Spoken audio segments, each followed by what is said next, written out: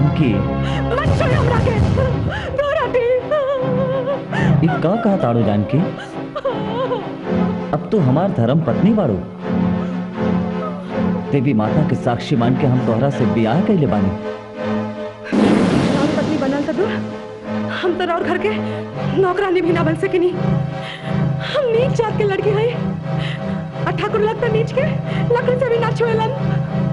ये शादी के कोनो मतलब नहीं के हमरा के हमरे हाल पर छोड़ दे। आज चिता तो एगो सजी, लेकिन लाश तो गुजरी, तो गुजरी।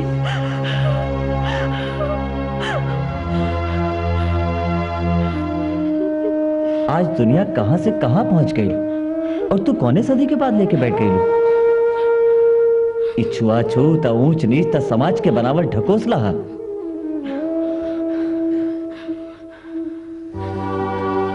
हमरा पे भरोसा रखा। हम भगवान के साक्षी मान के तोहरा के अपना उले बानी और तोहार बाबूजी के अंतिम वचन देले बानी। का तू अपन बाबूजी के अंतिम इच्छा के ठुकरा के उनका आत्मा के दुखी कैल चाहत बाड़ू?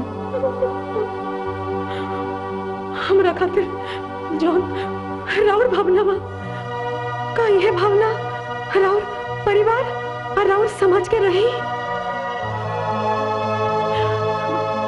समाज त इंसान के बनावल बा।